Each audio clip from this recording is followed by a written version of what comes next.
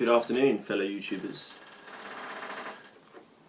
It's been a good few weeks now, and I thought I'd make an update video about what's going on in my life because, yeah, blimey, it's been a pretty chaotic month, that's for sure. So,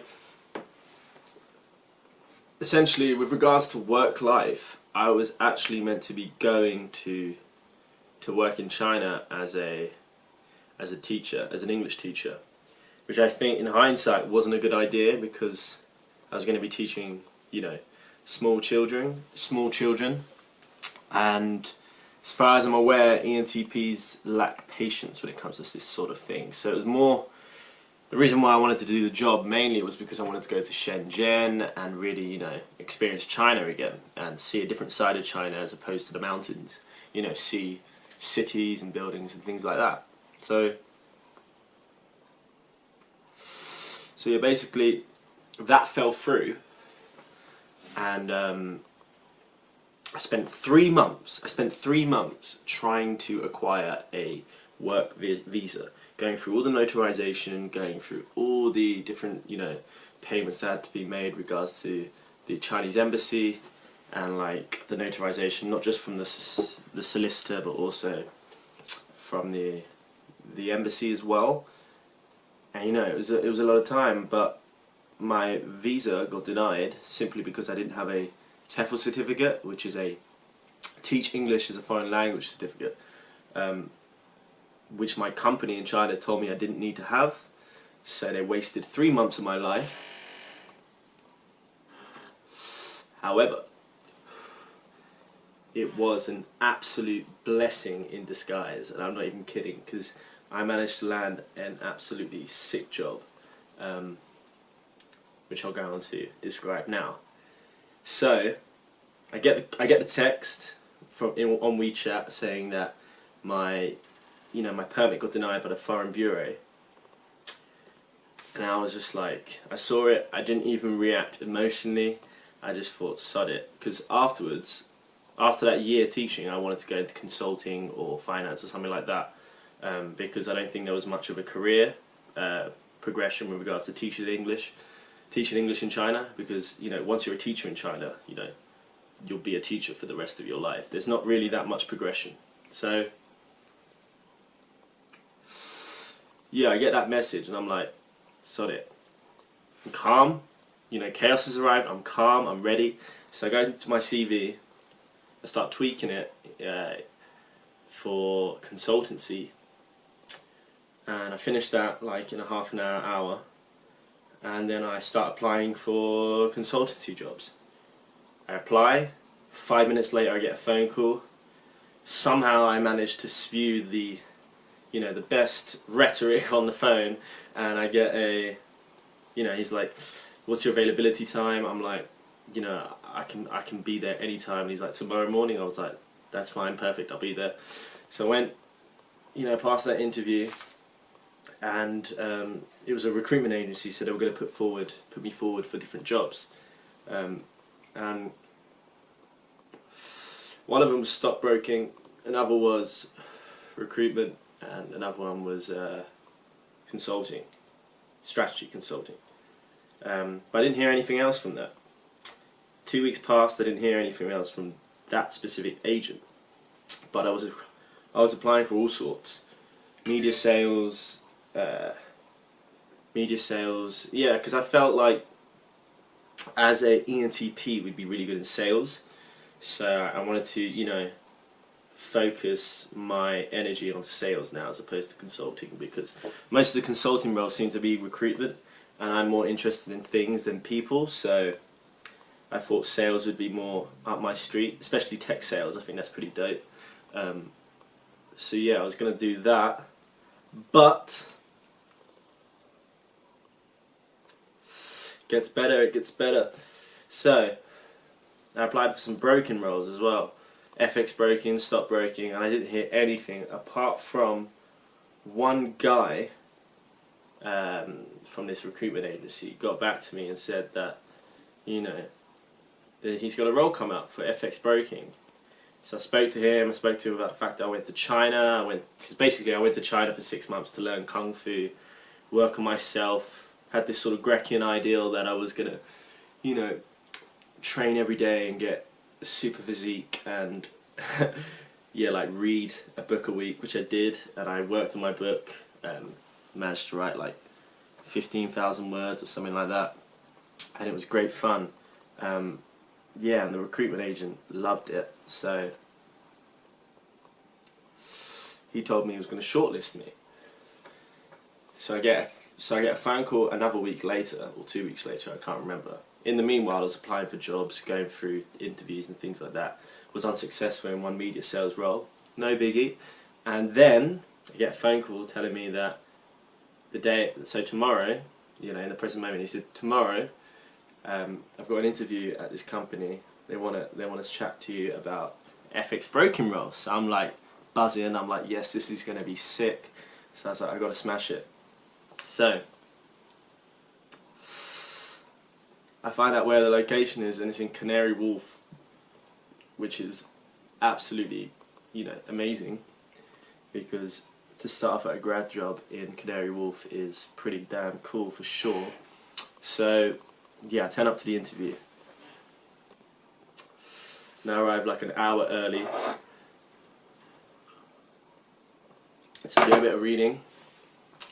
You know, I was reading Napoleon Hill, The Laws of Success at the time, and I was just trying to mentally prepare myself to like smash this interview. So I arrive there, I get taken up to the 34th floor or whatever floor it was, and I sit down. I've got half an hour left now. I start reading, meet the head of sales, and then yeah, half an hour passes and I go to the interview.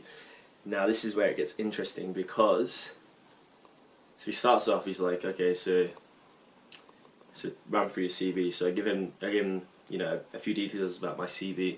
I used to work with this financial accountant. You know, he took me under his wing and basically taught me the tricks of the trade, taught me about business, and I did all sorts of things. Retail, you know, worked on a lease for a sale of a company, did all these different things which he seemed to like. And he tried to throw me. He was like, "You nervous?" And I'm not gonna lie, I was pretty nervous, because, you know, you're in an interview. I was surrounded by, you know, people who are, you know, the environment in itself was enough to put me off. This was a big time deal. So I was like, yeah, perhaps I am nervous, but I perform better when I'm nervous. So I think he liked that. And then I went straight back to the point, so I didn't lose track. And then he was like, so what do you know about the role? And I told him everything I knew about the role. Did my due diligence beforehand, did a bit of reading about financial markets and foreign exchange and things like that, and what a Forex broker does. So I knew quite a bit, and I think I impressed him about that. And then he goes, alright, so in your CV you put like, you are a larger than life personality. Why is that? So I said, well, how many people do you know, have the courage to go to China, to the middle of the mountains, to train, 6 hours a day, 6 days a week, learning martial arts, sleeping on a wooden bed, washing your clothes in a bucket, all these sorts of things. I tried to create a story that he would like, to show that, I was determined to do my own sort of entrepreneurial thing, as opposed to jumping into any grad job that I'll slug my guts out for, however long, and I'll hate it. So I showed initiative, I showed that I wanted to do the things that I wanted to do. And then, so we're like 5 minutes into the interview now, and he just goes, right, I want you. So I don't know what it is about you, but there's something I like, and I want to hire you right now. And I'm like, obviously I didn't react, but I was just like gobsmacked, kind of, because the interview was meant to be 30 to 60 minutes, and he's gone and wants to hire me 5 minutes in. And he goes, listen, I have an ancient history degree as well. I'm not, in finance or business or economics or anything like that. I have an ancient history degree. But he goes, something about you I like. And he was like, put this into context. I've had 15 different people come here who've all gone through the stages, because it's meant to be 3 stages, and they went through to the final 2 stages, and after that he didn't want to hire them, and he just goes, I'm not even going to bother putting you through those stages, I'm just going to hire you right now. So I was just like, literally just saw my vision manifest in my mind, that if you put your mind to something and you're determined and you believe in yourself that you can achieve anything. I think that shined through in my personality, and like the whole idea that I had in mind that China would prepare me for the corporate world simply because I needed to get, you know, that urge of travelling out of my system. Because I was in no shape to apply for a job straight after uni. I wanted to live a little, even though I did live a lot, but you know, I wanted to work on myself as opposed to jumping from a university lifestyle where you get, you know, smashed every weekend or every like 4 or 5 times a week sometimes. You know, I wanted to really improve myself and acquire knowledge about different markets and non-fiction and fiction and whatnot. So I think that really shined through in the interview. And yeah, he just offered me the job right there and then, and introduced me to the team, and that was it. I leave the building and I'm like absolutely stoked. I just landed the job in Forex broking. So yeah, this happened all in between like 3 weeks. This happened all in 3 weeks, and I just put my mind to it. I was applying for jobs left, right, centre, and I thought, you know, a stockbroker / you know, a foreign exchange broker is probably the perfect role for an ENTP. It's a fast-paced environment. You got to be quick thinking. You got to be tenacious. You know, you got to be resilient. You have to have thick skin. You know, smile in the face of failure, and accept rejection, and see it as an integral part of the job. And I think I can handle that for sure. So yeah, basically, yeah, I start in like 2 weeks. So I've been doing all my due diligence, you know, studying up foreign exchange, things like that.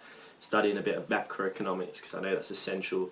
Brushing up on my algebra and mathematics, because quite frankly I'm not, you know, the most gifted in that sense. I'm more of a salesperson in the, which I think, you know, will be my role, because I'll be the one who's opening new accounts and cold calling the majority of the time, and you know, organising.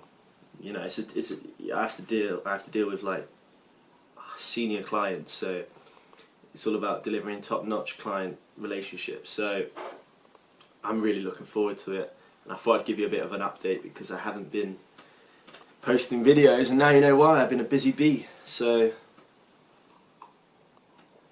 yeah, I'm absolutely buzzing. It's going to be a long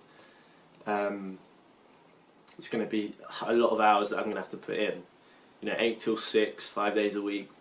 I've got to find a nice little place outside Canary Wharf so I can travel and not, you know, commute an hour and a half. So I'm absolutely stoked. That's what I've been doing the past 3 weeks, and it's paid off. And I think that I can give credit to the reading that I've been doing. Books that I mentioned before, such as Think and Grow Rich, and now recently The Law of Success, you know, Dale Carnegie's book about how to win friends and influence people. I think these are essential in developing character, in developing mind, and developing an ambition. And this all stems from having a definite chief aim. Once I created that with sales, you know, that was what I wanted to go into. I had an organised plan, you know, how to obtain that, and I believed in myself that I would, and it actually happened. And yeah, I landed myself a pretty damn high-profile job. So I guess it's down just to myself now to really hold it down and succeed in the next 3 months, because I'll be on probation. Yeah, I'll be working in Canary Wharf. I can't actually believe it, but you know, good things happen to people who work hard for them, and I think I have, despite the chaotic fashion in which I have performed. But you know, that's the best environment I work in. So I think, you know, being a broker, you're going to be in a fast-paced environment, having to deal with numbers, having to deal with, you know, aggressive people on the phone perhaps, and you've got to have your wits about you. So I think an ENTP will succeed in that environment, because we're quite good at talking and bullshitting our way out of a corner, so to speak. So that's that. I won't keep this video too long, but I thought I'd give you an update. So yeah, take care guys. Bye bye.